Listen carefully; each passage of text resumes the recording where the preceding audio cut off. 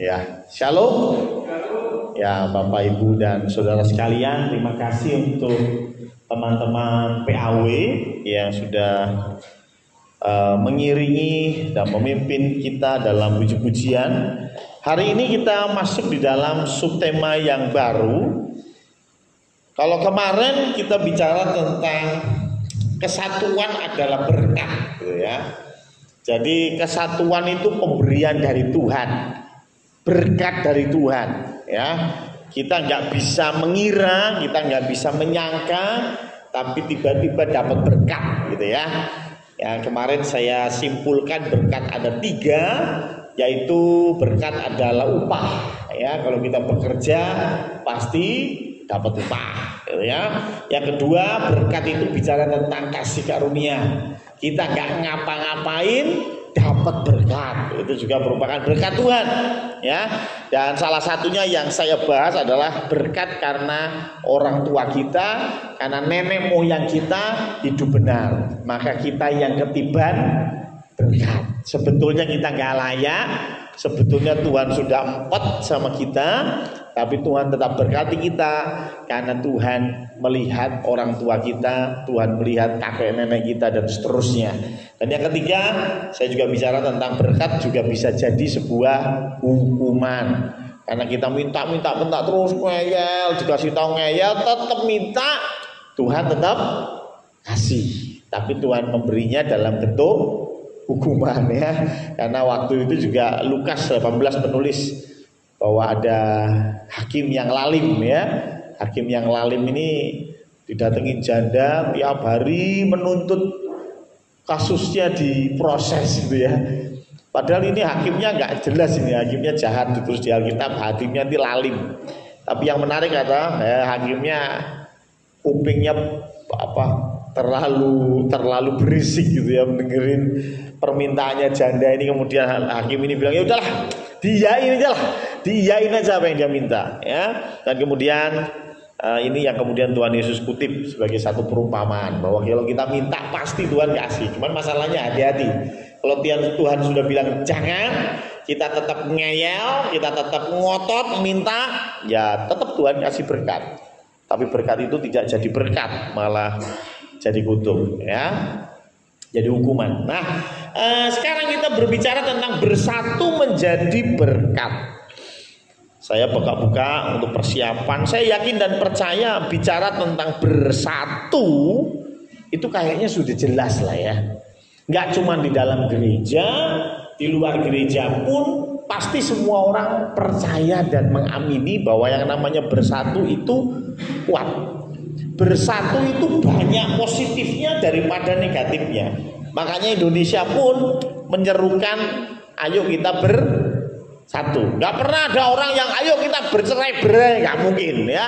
Semuanya, mulai dari negara, mulai dari organisasi, perusahaan, gereja, keluarga, semuanya pasti pengen bersatu. Kenapa? Karena kita tahu bersatu itu indah. Kita tahu bersatu itu dapat berkat. Gak usah kita bicara yang hari ini, tapi ribuan tahun yang lalu ada satu kejadian di mana seluruh umat manusia bersatu. Ya, nggak cuma satu negara, ini seluruh umat manusia bersatu. Dan Kejadian 11 ayat 6 boleh dicoba dibuka. Kejadian 11 ayat 6 mencatat bagaimana kekuatan dari sebuah persatuan. Kejadian 11 ayat 6 ini bicara tentang menara Babel, ya.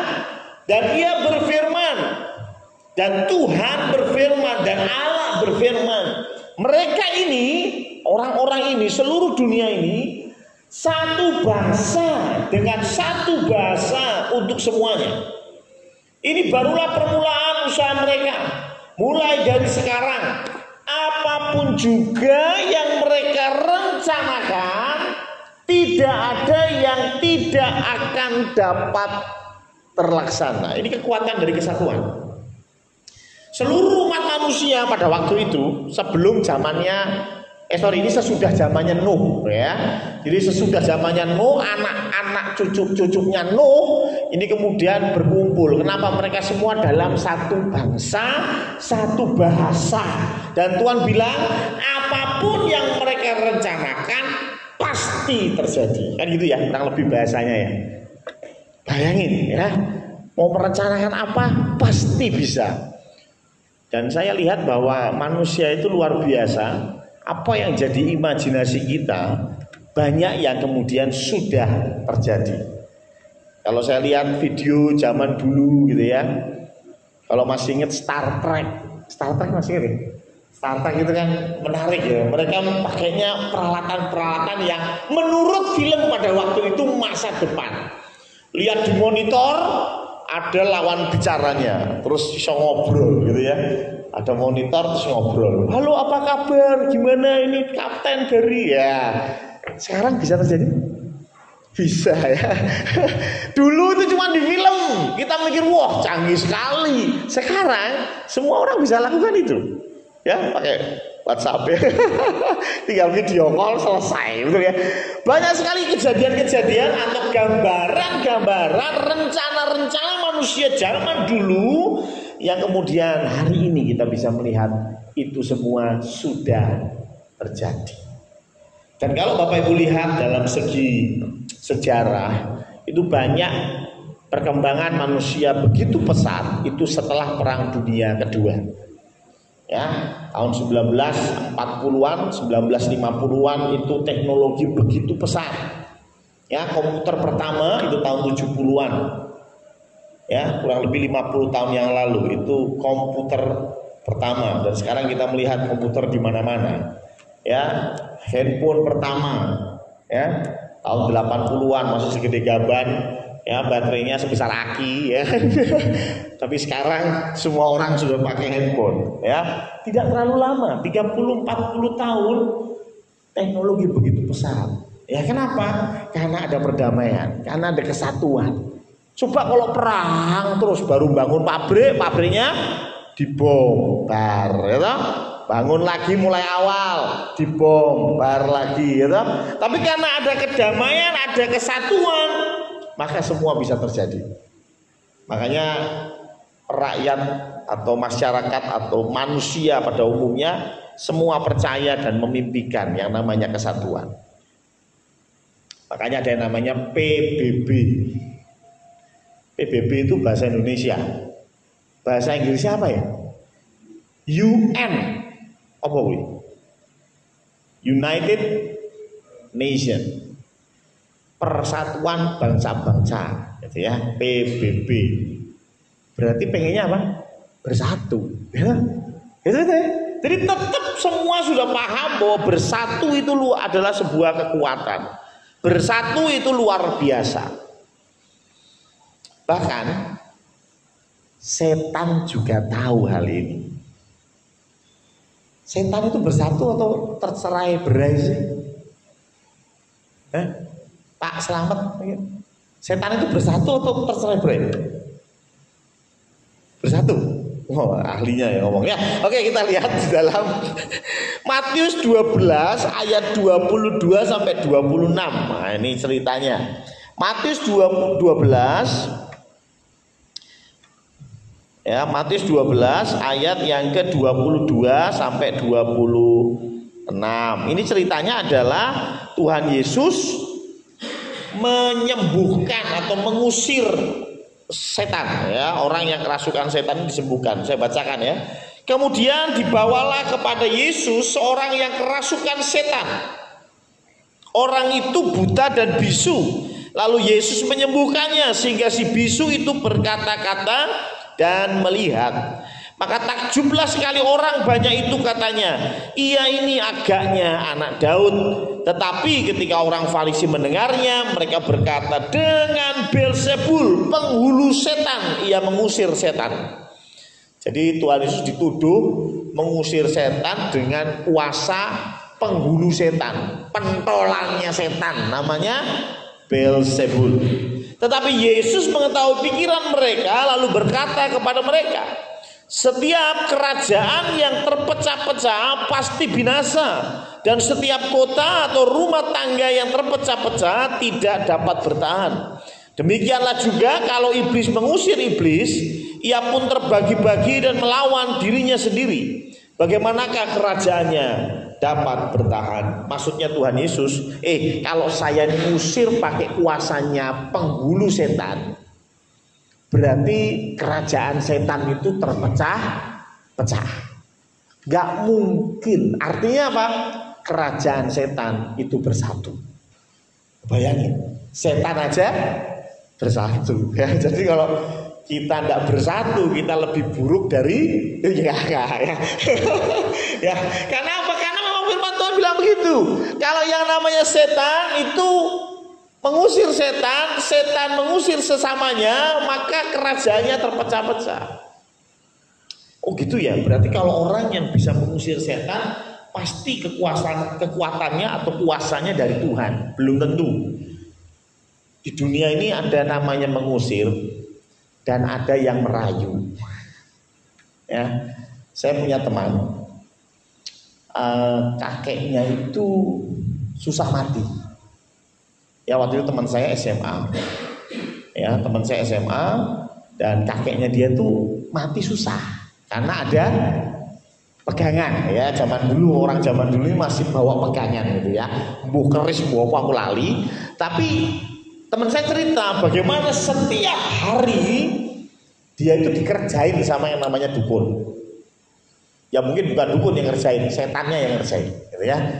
Jadi malam ini ya, dukunnya ngomong kepada keluarga, kamu harus cari ayam yang kepalanya putih, bokongnya hitam.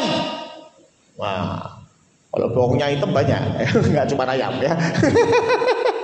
Ya, tapi ini ayam yang kepalanya putih, bokongnya hitam, misalnya begitu ya. Wow, cari sebelum jam 12 malam. Wow, padahal itu ngasih tahunya jam 10. Wah, keluarga nyari semua, anak-anak nyari, ya tuh cucu-cucu nyari, nggak dapet. Ya sudah, besok dukunya datang lagi. Hari ini syaratnya harus bawa tokek. Wah, cari tokek itu. Jadi tiap malam itu dikerjain gitu ya. Tiap malam dikerjain untuk nyari tokek lah, nyari ayam lah, nyari kambing lah. Kalau nggak dapet, maka besok syaratnya berubah. Ya, waduh, sampai berminggu-minggu, sampai banyak yang nggak bisa tidur karena malam-malam harus keluyuran nyari itu tadi syaratnya. Ya, tahu-tahu ngomong harus ambil air dari sungai Mahakam, mateng lah gue.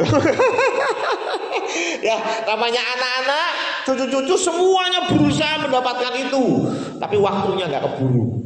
Begitu ganti hari, syaratnya berubah lagi. Setiap hari begitu. Saya lupa sampai berapa minggu dia cerita, tapi akhirnya sih ya meninggal juga ya. Tapi dari situ kita tahu ada yang namanya ngusir setan, ada yang namanya ngerayu setan. Ngerayu setan itu kebanyakan syarat. Itu ngerayu setan. Ya. Misalnya nih, saya mau merayu istri saya supaya pindah tempat duduk, maka dirayu. Yo, kamu pindah ya. Minta apa wis? Minta mie ayam. Oke, beli mie ayam. Baru pindah. Ya, istriku tolong pindah 2 baris ke belakang dong. Nggak mau. Kecuali sepatu baru. Ada syaratnya. Kalau syaratnya sepatu baru keluar, langsung pindah 2 baris ke belakang. Itu yang dunia ajarkan. Tetapi kalau ngusir setan, ngusir setan gimana? Setannya bukan. Pergi kamu dari sini, titik. Ya, nggak ada syarat dan kondisi tertentu. Betul ya? Ngusir yang ngusir, titik. Oh, tapi Tuhan Yesus pernah loh Pak Pendeta ngusir. Setannya minta syarat. Syaratnya apa? Pinter Bu Iji, sudah bisa memahami jalan pikiran saya ya. Setan itu minta kalau bisa masuk ke dalam babi. Lah itu piye itu? Berarti kan syarat deh. Jangan salah kalau kita baca ayatnya dengan detail, mereka meminta izin untuk masuk ke dalam babi. Masalah diizinkan atau enggak itu urusannya Tuhan Yesus. Kebetulan Tuhan Yesus kasih izin. Ada yang banyak yang bertanya, lu kenapa? Kenapa Tuhan kasih izin? Ada beberapa tafsiran tentang ini. Yang pertama adalah supaya orang tahu seberapa banyak setan yang ada. Loh ya, kan ngertinya cuman aku ini legion, gitu ya ngomongnya ya. Karena kami banyak. Banyaknya sepiro itu kan kita tidak ada yang tahu. Manusia tidak bisa lihat roh. Ya, kecuali Pak Aris. Ya, dia punya linueng gitu ya. Tapi umumnya kan nggak ada yang tahu gitu.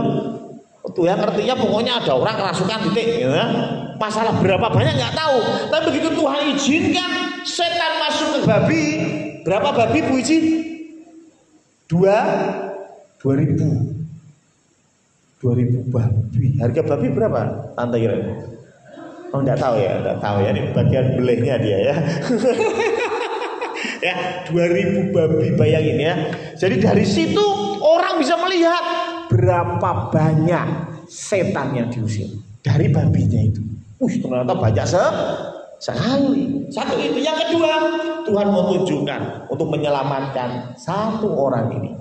Tuhan siap bayar harga, yaitu 2.000 babi mati. Ini bicara apa? Kita pun diselamatkan dari cengkeraman iblis. Tidak gratis. Amin. Burung itu diselamatkan dari kegelapan kepada terangnya yang ajaib. Burungnya gratis. Burung nggak perlu bayar, setuju saya. Tapi Tuhan harus bayar. Betul nih? Dengan apa? 2.000 babi? Enggak dengan 2.000 babi, tetapi Tuhan bayar dengan darahnya. Amin. Supaya orang tahu bahwa ada harga yang harus dibayar. Dan harga yang dibayar itu enggak murah.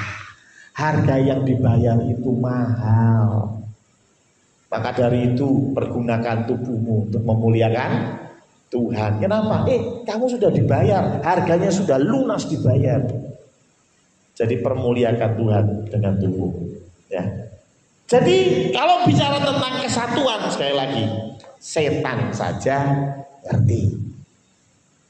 Pentingnya kesatuan, setan ngerti. Jadi menurut saya nggak perlulah saya bicara tentang kesatuan panjang lebar. Tetapi kita mau belajar bersatu menjadi berkat. Bersatunya saya yakin Bapak Ibu sudah paham pentingnya bersatu apa, bagaimana caranya bersatu, paham. Yaitu dengan cara hafal Pancasila ya. Ya sudah paham lah ya bagaimana kita bersatu, saling melengkapi, saling memperhatikan, saling mendoa, udah paham lah ya. Tetapi yang jadi pertanyaan, bagaimana kita bersatu dan menjadi berkat? Nah, ini masalahnya. Nek cuman bersatunya semua orang bisa dan semua orang tahu itu penting. Masalah bisa sih nanti dulu ya, tapi paling tidak semua orang tahu itu, ya toh? Nah, saya mau mengutip dari Kejadian 12 ayat yang ketiga. Kita compare dengan Kejadian 22 ayat yang ke-18. Minggu lalu saya sudah bicara tentang ini. Kejadian 12 ayat 3 adalah berkat Tuhan untuk Abraham. Ya, Kejadian 12 ayat yang ketiga ini janji Tuhan untuk Abraham. Begini, aku akan memberkati orang-orang yang memberkati engkau dan mengutuk orang-orang yang mengutuk engkau. Dan olehmu semua kaum di muka bumi akan mendapat berkat.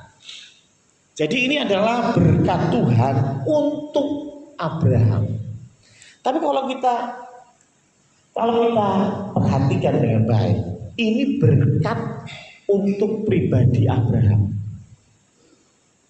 Betul nggak? Apakah ini berarti Abraham menjadi berkat buat banyak orang? Enggak juga. Tetapi lebih kepada berkatnya Abraham. No, Tuhan bicara sama gunung. Sing gitik kowe digitik genti mbek Tuhan. Wah. Sing ngai duit kowe dikai duit mbek Tuhan. Wah. Saya mau tanya, itu kamu jadi berkat enggak? Belum. Itu Tuhan baru memberkati gunung, benar ya? Berarti gunung ini punya apa? Backup, ya, ya, sebuah backingan yang luar biasa, yaitu Tuhan, gitu ya. Sopo sing wani karo aku berhadapan dengan Tuhan, kan gitu ya? Betul ya? Jadi kalau saya pengen baikin gunung, maka saya dibaikin sama Tuhan. Waduh, itu bukan berarti gunung jadi berkat, nah, tapi Tuhan membela gunung. Tuhan jadi backupnya gunung, ya. Apapun yang gunung orang lain lakukan untuk gunung, Tuhan akan lakukan sebaliknya, ya. Nih luar biasanya, ya, luar biasanya berkat untuk Abraham. Dan dikatakan bahwa olehmu semua kaum di muka bumi akan mendapat berkat kalau mereka memberkati Abraham. Kan begitu tuh. Kan syaratnya itu ya. Aku akan memberkati orang yang memberkati engkau, gitu ya. Kalau semua orang di muka bumi ini memberkati Abraham, maka mereka pun diberkati. Tapi kalau mereka enggak, ya enggak. Kan begitu syaratnya. Term and conditionnya jelas. Jadi ini adalah berkat kepada Abraham, dan ini bicara tentang berkat pribadi. Tapi coba perhatikan yang Kejadian 22 ayat 18. Dikatakan begini, oleh keturunan mula semua bangsa di bumi akan mendapat berkat karena engkau mendengarkan firman-Ku. Jadi berkat yang kedua, Tuhan bilang oleh keturunan mula semua bangsa di bumi akan mendapat berkat. Nah ini bicara, kemarin minggu lalu saya sudah bicara, ini bicara tentang Tuhan Yesus. Ada di Galatia 3 ayat 16, ya toh? Adapun kepada Abraham diucapkan segala janji itu dan kepada keturunannya. Tidak dikatakan kepada keturunannya, enggak. Seolah-olah dimaksud banyak orang, tetapi hanya satu orang. Dan kepada keturunanmu, yaitu Kristus. Jadi ini bicara tentang Tuhan Yesus. Kalau dalam bahasa saya, bisa saya bilang begini, karena engkau dengerin firman-Ku, maka dari keturunan mula muncul Yesus Kristus. Dan dari Yesus Kristus itulah semua bangsa di muka bumi mendapat berkat. Kurang lebih bahasanya begitu. Nah ini baru menjadi berkat. Kalau yang awal tadi Kejadian 12 itu dapat berkat, dapat backingan, dapat perlindungan, dapat garansi dari Tuhan. Tetapi ayat 2 pasal 22 ayat 18 ini baru Abraham ini dapat berkat. Abraham ini menjadi berkat. Jadi kalau kita bicara tentang apa bedanya persatuan di luar dan persatuan di dalam Kristus, sebetulnya cuma satu. Persatuan di luar itu untuk berkat dirinya sendiri. Kalau bicara kesatuan dalam Kristus, maka berkat itu juga untuk orang lain. Bedanya itu.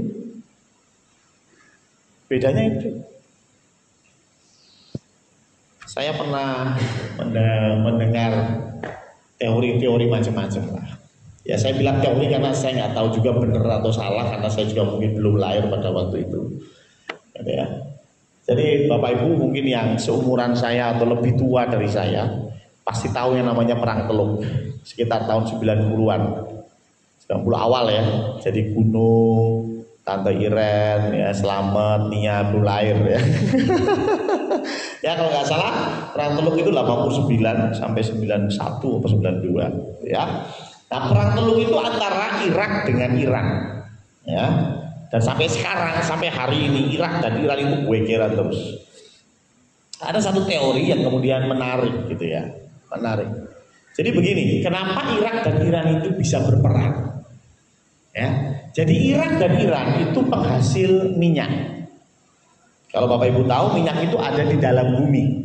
Jadi ada satu rongga di perut bumi yang isinya itu minyak. Nah, rupanya rongga itu ada di dua wilayah. Di Irak juga ada, di Iran juga ada. Bisa digambarkan satu sumur, satu apa namanya tuh balon gitulah ya, balon isinya minyak. Itu ada di bawahnya separuh Irak, separuh Iran. Sehingga mereka sepakat apa? Wis kan baginya angel di dalam bumi ya, baginya angel. Gini aja, kalau kamu nyedot seliter, saya nyedot seliter. Sehingga nanti minyaknya habisnya bareng, kita menikmatinya bareng. Bener ya? Nanti kalau di sana nyedotnya 10 liter lah sini 2 liter rugi dong, habis duluan ya. Jadi kalau Gunung sama pacarnya Gunung minum 1 gelas jus bersama gitu ya, weh ya, sedotannya 2 ya, gampangnya begitulah dong ya toh. Gunung nyedot sekali, pacarmu nyedot sekali ya toh. Nek Gunung entar langsung ya. Ya kasihan pacarnya gak dapat minum gitu ya. Kurang lebih begitulah, bayanginnya aja lah ya, bayanginnya begitu ya. Sehingga sepakatlah Irak sama Iran ini sepakat. Oke, kita begitu, akhirnya mereka nyedot minyak. Nah, problemnya adalah ketika mereka penghasil minyak, mereka itu sepakat mempermainkan harga. Ada namanya dulu OPEC. Ya, ada yang masih ingat ya? Atau sekarang masih ada nggak ya? Itu negara-negara penghasil minyak itu bersatu untuk memberi standar minyak. Ini penting bagi ekonomi. Ya, kenapa begitu? Contoh nih, Bu Ani ini punya minyak, Pak Aris punya minyak, Gunung punya minyak, Mbak Ari punya minyak, saya sebagai pembeli. Kalau kalian berempat ini sendiri-sendiri, saya bisa mempermainkan harga pembeli. No,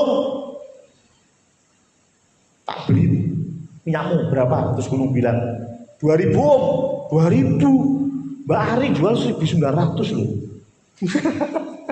Ya kan? Enggak percaya ya sudah, saya tak beli di Mbak Ari. Ketika saya pergi ke Mbak Ari, Pak Aris bilang, jangan di Mbak Ari, di saya aja 1.850. Wih, lebih murah ya kan? Lebih murah ya. Akhirnya saya belinya di Pak Aris. Wih, Bu Ani, jangan di Pak Aris, di saya 1.800 om. Wah, saya ke Bu Ani. Gunung, waduh, nah gini caranya minyak saya 2.000 enggak laku. Wes di saya aja om 1.790. Kaca 10 rupiah ya. Akhirnya terjadi permainan harga sehingga harganya ditekan semurah mungkin. Yang diuntungkan siapa? Pembeli. Penjualnya akan bertarung satu dengan yang lain. Ini pembeli diuntungkan. Saya akan cari yang paling murah. Karena itu penghasil minyak ini sepakat gabung jadi satu, namanya OPEC kalau dulu nggak salah. Dan mereka bilang begini, wes kita sepakat, 4 negara ini sepakat, minyak harganya 2.000 tok. Saya bilang ke Gunung, piro dong? 2.000.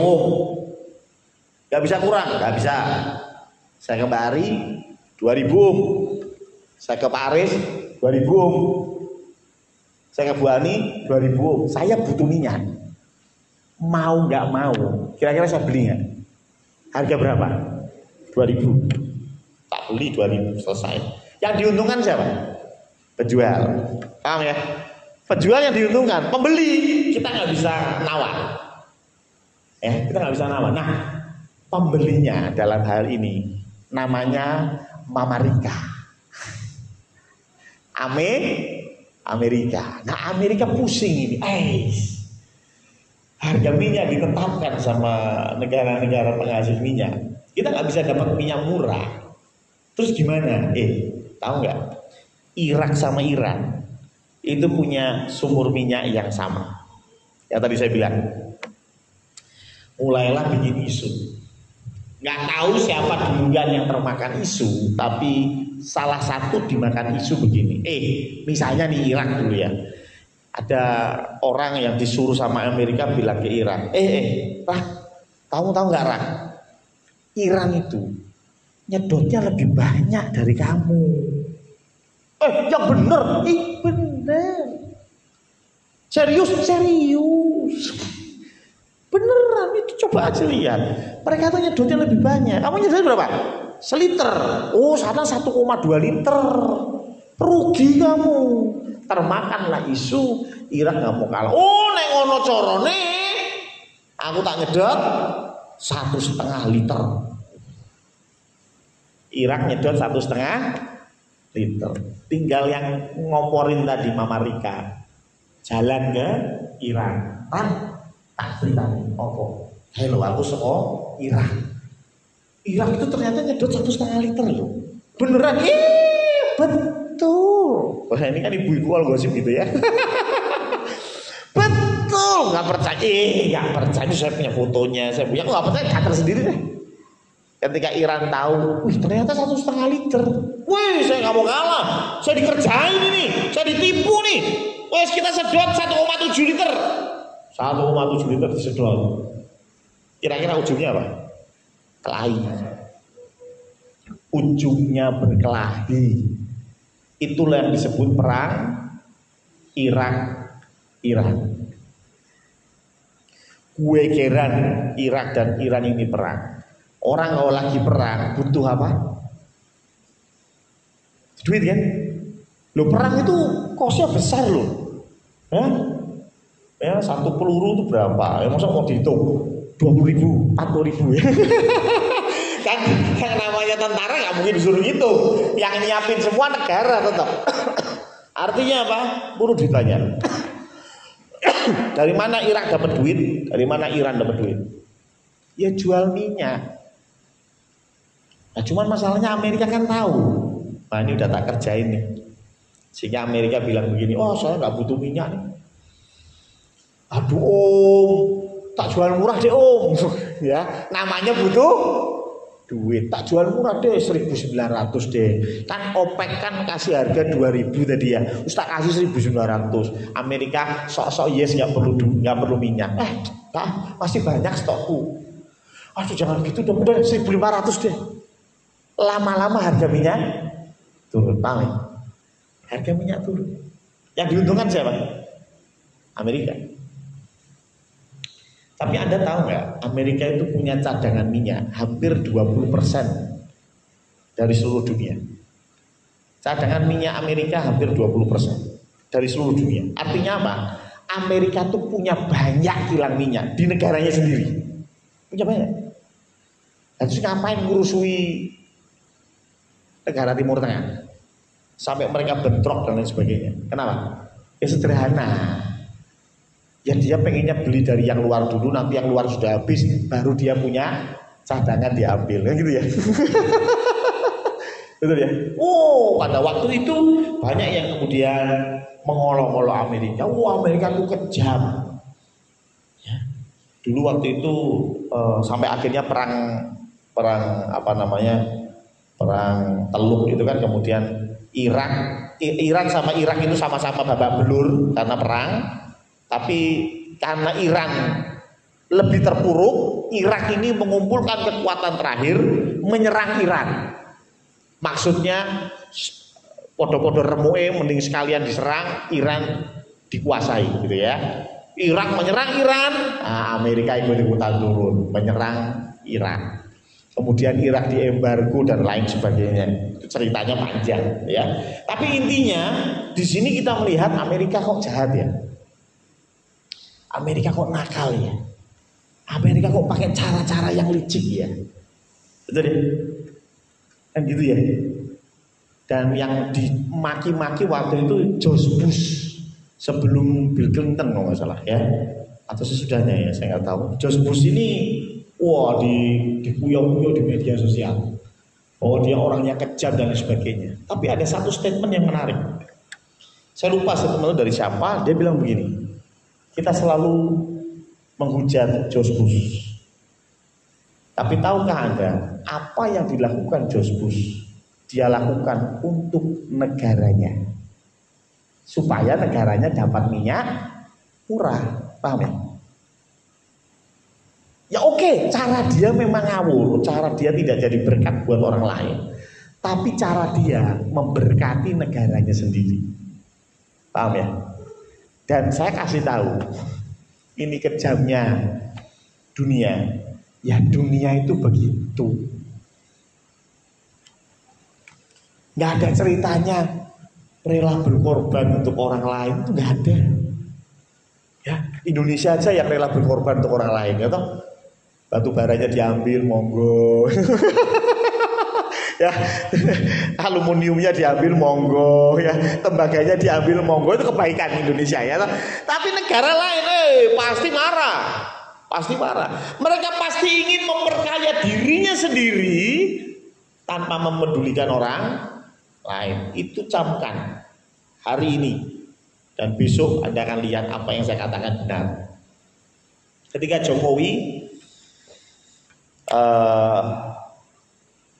kan ada satu material ya namanya tembaga ya, untuk cuprum ya, untuk baterai ya. Dan tembaga ini kemudian sama Jokowi tidak diperbolehkan diekspor dalam bentuk mentah, harus diolah di Indonesia dan kemudian jadi barang setengah jadi baru dijual ke Eropa, ke negara-negara lain. Itu menguntungkan siapa? Indonesia. Tahu apa yang dilakukan oleh Uni Eropa? Uni Eropa menuntut Jokowi. Kenapa? Karena dinilai kebijakan Jokowi itu menyengsarakan. Ya memang menyengsarakan mereka, tapi tidak menyengsarakan bangsa kita, kan gitu ya. Artinya apa? Mau Jokowi, mau George Bush, sing bener membela untuk negaranya. Udah. Ya. Itu semua begitu. Dan jangan disalahkan. Hitler kadang-kadang kita bilang, Hitler kejam, membuat perang dunia. Tapi dia dicintai negaranya. Selesai tuh. Ya kan? Jadi semua kesatuan yang ada di dunia ini berbicara menjadi berkat buat dirinya sendiri. Cuman perbedaan antara kesatuan di dalam Kristus dan di luar Kristus ya ini. Di luar Kristus harus bisa jadi berkat buat di luar kita. Kalau gerejanya besar, bersatu luar biasa, melakukan apapun bisa, tapi hanya melakukan untuk dirinya sendiri. Maaf, bedanya apa sama George Bush tadi yang ngajak perang Irak-Iran, ya kan? Bedanya apa, ya kan? Gerejanya besar, tiap tahun ada retreat, ada sembako semua, tapi untuk jemaatnya sendiri. Loh, ya bagus apa enggak? Ya bagus, itu kesatuan bagus. Tapi belum menunjukkan kesatuan Kristus. Itu berkat dari Tuhan. Iya, kita bisa lakukan banyak hal untuk kita. Bagus, pelatihan untuk sekolah minggu guru-gurunya, ya toh. Pelatihan musik untuk tim musik bagus. Upgrade sound system bagus. Bagus. Dan itu memerlukan kesatuan. Ya kan? Panitia CA50, panitia Hari Baru, ya kan? By the way, Hari Baru sudah mulai dibuka, ya, kepanitiaan Hari Baru, dan bisa ditebak siapa ketuanya? Ya. Saya. Jadi saya yang jadi ketuanya, ya. Maka dari itu, ayo saya ngajak, mumpung ketemu, ya. Ayo kita bergabung di kepanitiaan, ya. Saya berharap di kepanitiaan Hari Baru kita bisa kembali bekerja sama untuk acara-acara ke depan, ya. Tapi ingat, itu belum jadi berkat buat orang lain, baru bagi komunitas kita. Bagus nggak? Bagus. Tapi bukan itu goalnya. Abraham diberkati Tuhan. Yang memberkati engkau diberkati, yang mengutuk engkau dikutuk. Oh, itu bagus, luar biasa, Jos. Tapi ada tapinya. Tuhan nggak mau berhenti sampai situ. Tuhan mau bilang, tapi belum selesai. Ada berkat yang jauh lebih besar, yaitu oleh keturunanmu, oleh Yesus Kristus, semua bangsa dapat berkat keselamatan. Nah, pertanyaannya bagaimana kita bisa berubah dari kesatuan yang tadi itu hanya bicara aku dan aku, kami dan kami, menjadi sebuah kesatuan yang jadi berkat untuk banyak orang. Sehingga Tuhan Yesus bilang, Yohanes 3 ayat 16, karena begitu besar kasih Allah kan dunia, bukan hanya bilang begitu besar kasih Allah akan orang Israel, ya. Karena begitu besar kasih Allah akan dunia, maka dia mengaruniakan anaknya yang tunggal, sehingga barang siapa yang percaya kepadanya, barang siapa yang percaya kepadanya, nggak dibilang orang Israel yang percaya kepadanya, orang Manado yang percaya kepadanya, orang Jawa yang percaya kepadanya, enggak. Setiap orang yang percaya kepadanya tidak binasa, umum. Piye corone? Tadinya berkat untuk diri sendiri, untuk golongan sendiri, sekarang menjadi berkat buat banyak orang tanpa pandang bulu, bangsa apapun, ras apapun, agama apapun, kita harus jadi berkat buat mereka. Piye corone? Sebetulnya apa yang membuat janji di Kejadian 22 ini muncul tidak lain adalah dari Kejadian 22 ayat 1 dan seterusnya. Saya akan bacakan. Kepercayaan Abraham diuji. 1. Setelah semuanya itu Allah mencoba Abraham. Ia berfirman kepadanya, Abraham. Lalu sahutnya, ya Tuhan. Firman-Nya, ambillah anakmu yang tunggal itu, yang engkau kasihi, yakni Ishak. Pergilah ke tanah Moria dan persembahkanlah dia di sana sebagai korban bakaran pada salah satu gunung yang akan kukatakan kepadamu. Keesokan harinya pagi-pagi bangunlah Abraham. Ia memasang pelana keledainya dan memanggil 2 orang bujangnya beserta Ishak anaknya. Ia membelah juga kayu untuk korban bakaran itu. Lalu berangkatlah ia dan pergi ke tempat yang dikatakan Allah kepadanya. Ketika pada hari ketiga Abraham melayangkan pandangannya, kelihatanlah kepadanya tempat itu dari jauh. Kata Abraham kepada kedua bujangnya itu, tinggallah kamu di sini dengan keledai ini. Aku beserta anak ini akan pergi ke sana. Kami akan sembahyang. Sesudah itu kami kembali kepadamu. Lalu Abraham mengambil kayu untuk korban bakaran itu dan memikulkannya ke atas bahu Ishak anaknya. Sedang di tangannya dibawanya api dan pisau. Demikianlah keduanya berjalan bersama-sama. Lalu berkatalah Ishak kepada Abraham ayahnya, Bapa, sahut Abraham, ya anakku. Bertanyalah ia, di sini sudah ada api dan kayu, tetapi di manakah anak domba untuk korban bakaran itu? Sahut Abraham, Allah yang akan menyediakan anak domba untuk korban bakaran baginya, anakku. Demikianlah keduanya berjalan bersama-sama. Sampailah mereka ke tempat yang dikatakan Allah kepadanya. Lalu Abraham mendirikan mezbah di situ. Disusunnyalah kayu, diikatnya Ishak anaknya itu, dan diletakkannya di mezbah itu di atas kayu api. Sesudah itu Abraham mengulurkan tangannya, lalu mengambil pisau untuk menyembelih anaknya. Tetapi berseluruh malaikat Tuhan dari langit kepadanya, Abraham, Abraham, sahutnya, ya Tuhan. Amin. Saya sampai di sini aja. Saya tahu cerita ini famous. Kalau kalian tidak pernah bolos sekolah minggu pasti tahu cerita ini.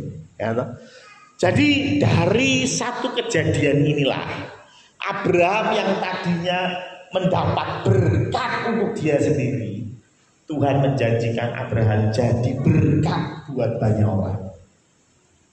Gara-gara peristiwa ini. Karena itu kita bisa belajar dari peristiwa ini apa yang Abraham lakukan. Dan itu yang harusnya gereja lakukan. Dan itu harusnya kita lakukan. Supaya kita tidak hanya bersatu untuk ngenyangin perut sendiri, tetapi bersatu untuk jadi berkat. Yang pertama, taat. Tuhan bilang apa? Ambillah anakmu yang tunggal itu yang engkau kasihi, yakni Ishak. Dah, itu perintahnya jelas. Abraham punya anak piro sih? Pada waktu ini 2. Ismail dan Ishak. Ismail dan Ishak selisihnya 10 tahun. Kalau Tuhan bilang ambillah anakmu yang tunggal itu yang engkau kasihi, titik. Ini masih bisa digak-goke. Abraham masih bilang, kalau saya sih urusan disembelih kayaknya Ismail aja lah ya. Ya kan? Nanti kalau ditanya Tuhan, loh anakmu yang kau kasih, enggak Tuhan ini yang saya kasih kok. Ya, alasan kan punya 1001, ya enggak? Ya artinya gampang lah, itu bisa dienggak-enggok. Tapi perintah Tuhan itu jelas banget. Anakmu yang tunggal yang kau kasihi yakni Ishak. Bar wis ora iso dienggak-enggok meneh. Ya harus Ishak. Sudah. Berat.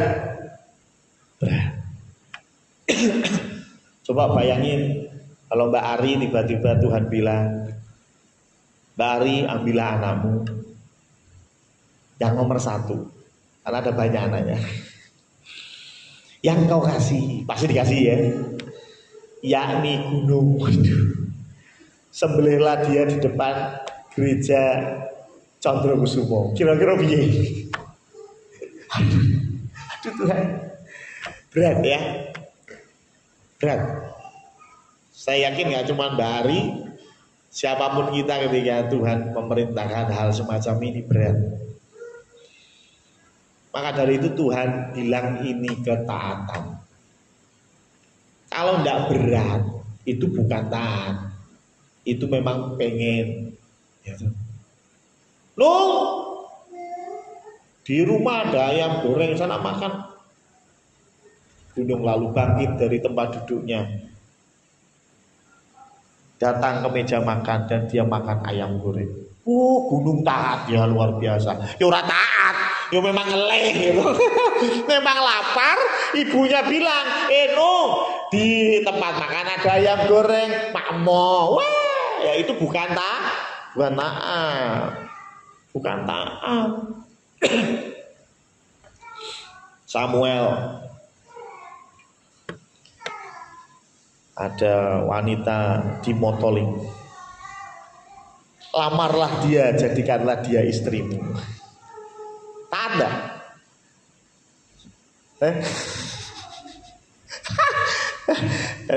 Jangan begitu dong. Jangan ada dusta di antara kita, ya toh. Dibilang taat yo enggak juga. Kenapa? Ya tantangannya kurang lah. Kalau suruh menikahi kan siapa yang enggak mau itu? Loh bener gak? Ya sama seperti kasusnya gunung, suruh makan itu bukan taat. Ya, memang lapar sudah ya, enggak perlu dibahas. Taat itu berat. Kita nggak mau sebetulnya, itu nggak nyaman buat kita, itu nggak menyenangkan. Tetapi Tuhan suruh itu dan Abraham lakukan. Ya, taat. Berat sekali lagi.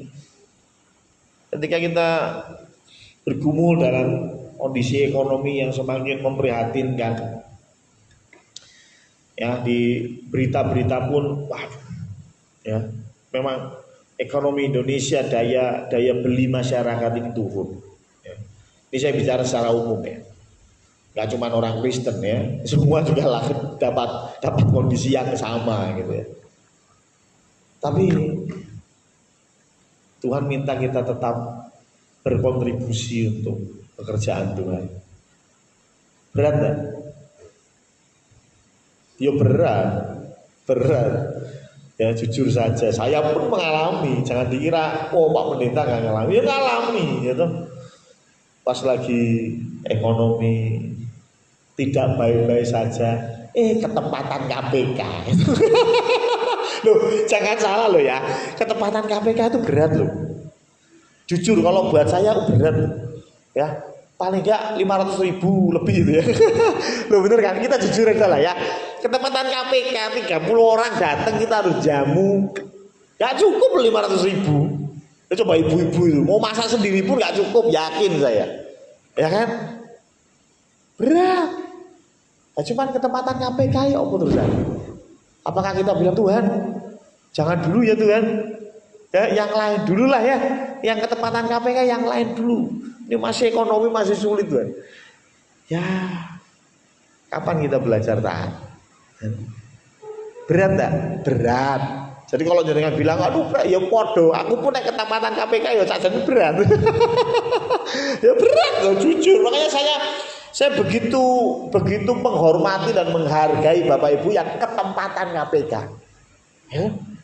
Nggak cuma bicara duitnya loh. Ya, apalagi kalau usung-usung kursi gitu ya, kalau tempatnya Mbak Ari enak luas di depan gitu ya. Oh, tapi kalau yang ruang tamunya cukup sempit, maaf ya. Di situ sudah ada kursi, meja tamu, sono lemari, busung kabeh itu. Tentu perlu tenaga ekstra. Habis itu kita semua pulang masih bersih-bersih, balikin kursi dan lain sebagainya. Berat. Tapi mau taat enggak? Kan begitu. Jadi ketaatan bukan sesuatu yang menyenangkan, bukan. Tetapi ketaatan itu ada harga yang harus dibayar. Ada keringat yang harus dikeluarkan, ada air mata yang harus menetes. Ketika kita mau taat. Ya, Abraham lakukan itu. Dan Tuhan mengubah yang tadinya berkat untuk dia sendiri menjadi berkat buat banyak orang. Saya yakin ketika Abraham melakukan apa yang Tuhan suruh,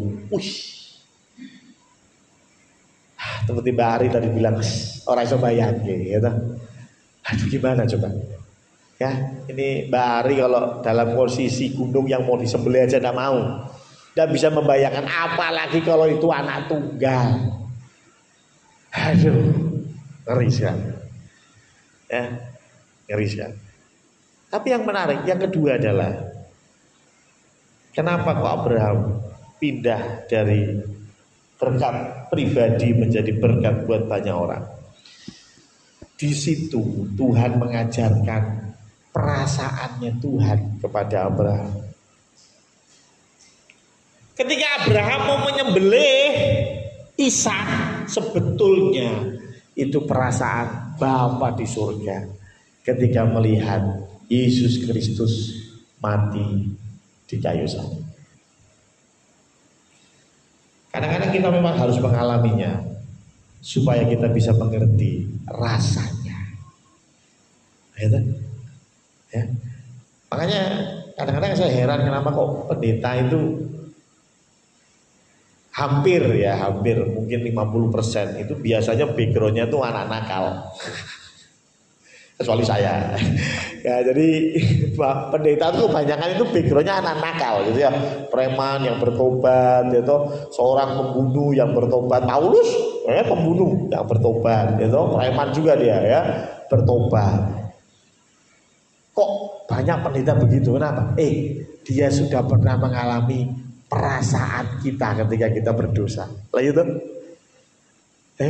Mereka sudah pernah mengalami kehilangan damai sejahtera, sehingga ketika mereka ikut Tuhan Yesus, orang lain mau ngomong apa, saya tetap maju. Kenapa? Saya pernah tinggalkan Yesus. Rasanya orang enak. Kan begitu tuh. Kita yang dari lahir sudah jadi murid Tuhan, sampai besar, sampai berewokan murid Tuhan, kita belum pernah mengalami rasanya jauh dari Tuhan. Pak Aris pernah cerita ke saya bagaimana rasanya jauh dari Tuhan. Ya, makanya jadi pendeta dia. Karena dulunya nakal. Ya, karena itu loh. Kenapa? Karena kita hamba-hamba Tuhan yang dulunya nakal, kok kita sih mereka ya hamba-hamba Tuhan yang dulunya nakal, mereka pernah merasakan. Beda. Hal yang sama ketika Abraham merasakan, mengerti hatinya Tuhan. Bagaimana rasanya nyembelih anak sendiri. Anak tunggal yang dikasih harus disembelih. Itu ngerti rasanya. Makanya Tuhan Yesus bilang bahwa Abraham melihat hariku dan ia bersuka cita. Berbicara apa? Abraham mengerti hatinya Tuhan. Kalau kita mengerti hatinya Tuhan, kita pasti jadi berkat buat banyak orang. Tapi kalau kita nggak ngerti hatinya Tuhan, ya punya duit banyak dinikmati sendiri, punya fasilitas mewah ya kita nikmati sendiri, karena kita nggak ngerti hatinya Tuhan. Ada orang berkata begini, kenapa orang miskin, maaf ya, orang yang kekurangan malah lebih senang memberi? Bukan karena mereka berlebihan, tapi karena mereka pernah merasakan nggak bisa makan tuh kayak apa. Berarti ya? Karena mereka pernah merasakan nggak pernah makan, makanya mereka lihat orang kelaparan itu nggak tega. Tapi ya.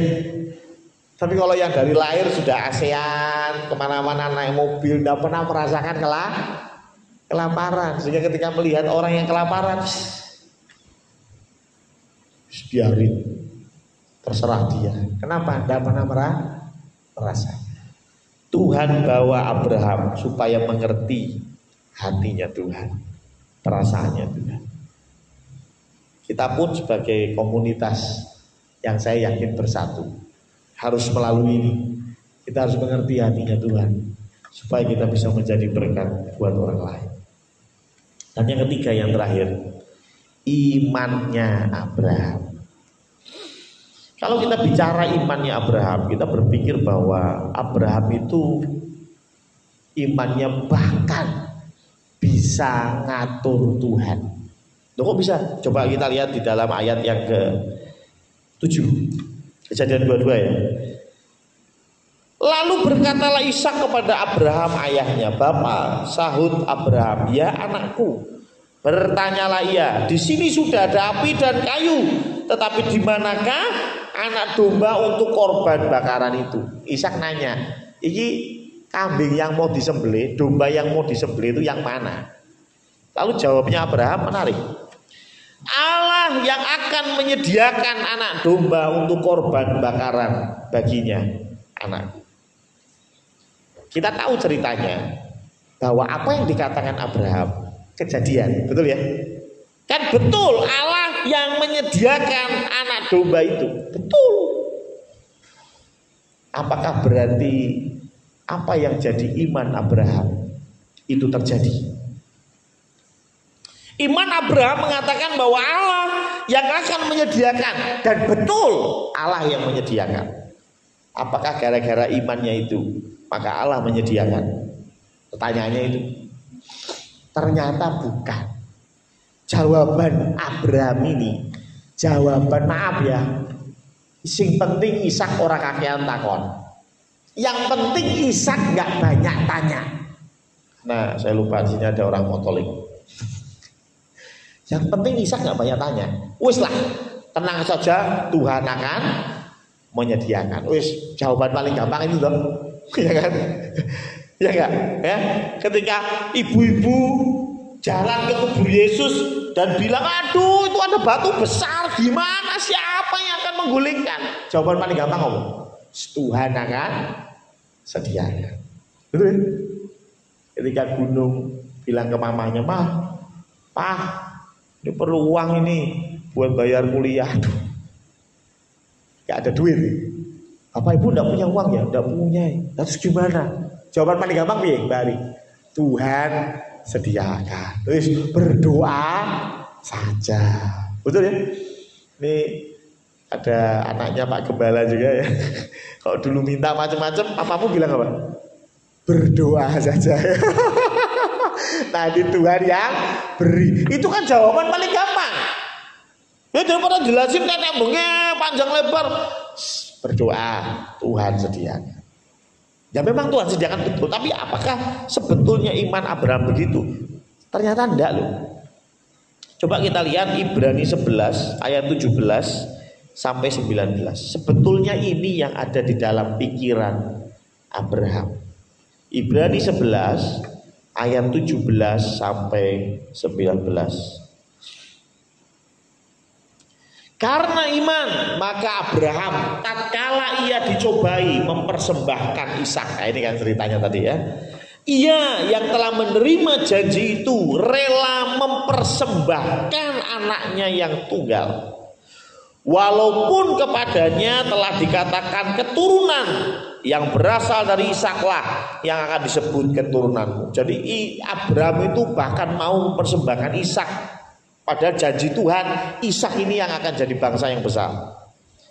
Ini ternyata imannya Abraham, ayat 19. Karena ia berpikir bahwa Allah berkuasa membangkitkan orang-orang sekalipun dari antara orang mati. Jadi rupanya nih, iman Abraham ini, iman Abraham adalah wis, tidak apa-apa.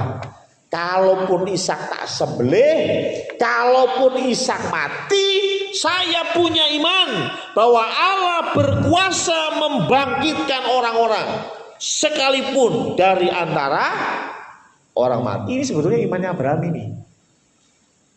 Dia nggak berpikir bahwa Tuhan akan menyediakan, enggak. Dia berpikir wis gak apa-apa. Kalaupun saya harus mempersembahkan Ishak, saya punya iman pasti Tuhan akan membangkitkan Ishak. Itu sebetulnya imannya Abraham.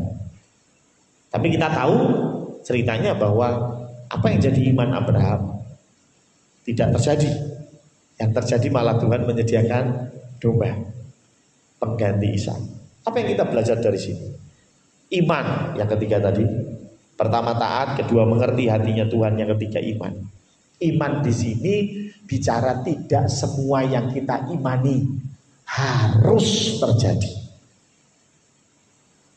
Pak Pendeta, saya itu sudah imani 15 tahun saya tidak punya anak, tapi saya beriman Tuhan pasti beri anak. Sampai 25 tahun belum punya anak juga. Iman itu enggak dikte Allah, salah loh. Iman itu bukan kita mendikte Allah. Tuhan, saya punya iman begini, dan menurut firman Tuhan, jadilah sesuai imanmu. Berarti Tuhan harus ikut, nurut, manut sama imanku. Keliru.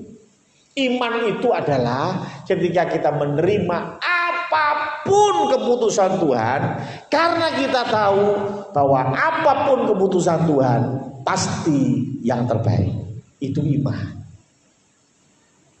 Ya. Sehingga ketika Paulus bilang, Tuhan, aku punya duri di dalam daging, tolong diambil Tuhan. Para penafsir mengatakan itu penyakit. Paulus punya penyakit, Paulus bilang, Tuhan, ambilkan penyakitku, sembuhkan aku. Oh, imannya kurang apa Paulus? Bener ya? Bicara iman, imannya Paulus itu kurang di sebelah mananya, ya. Tapi Tuhan bilang apa? Cukup kasih karuniaku untuk engkau. Disembuhin? Enggak disembuhin loh guys. Bayangin, sudah bekerja buat Tuhan, imannya luar biasa, enggak disembuhin. Tapi yang menarik apa? Paulus bilang, di dalam kelemahanku kuasa Tuhan sempurna. Paulus enggak protes, Paulus enggak ngomyang, dia enggak bilang, oh Tuhan enggak adil. Bukan. Tetapi iman bicara apa? Kita menerima apapun keputusan Tuhan, karena kita tahu keputusan Tuhan pasti yang terbaik. Minta anak puluhan tahun gak dikasih, bukan terus ngeyel berkata, oh Abraham saja umur 100 tahun baru punya anak, saya pasti akan diberi anak. Ya itu kan janjinya kepada Abraham, bukan kepada Anda. Ya, bukan kepada Anda. Anda punya janji sendiri, Anda punya iman bagus, tetapi iman yang sejati adalah menerima apapun keputusan Tuhan. Karena apa yang jadi keputusan Tuhan pasti yang terbaik. Kalaupun tubuh kita dicabik-cabik, dibakar demi Kristus, itu pun yang terbaik buat kita. Siap punya iman seperti Abraham. Haleluya. Dan saya yakin ketika kita taat, kita mengerti hatinya Tuhan, dan kita punya iman, maka kita yang tadinya cuma mikirin bagaimana gereja berkembang, bagaimana gereja bisa punya duit, bagaimana gereja bisa membangun, kita akan berubah mindset kita. Tidak hanya itu penting. Tapi kita mulai berpikir, apa yang gereja bisa lakukan untuk jadi berkat buat orang lain. Amin. Mari kita berdoa.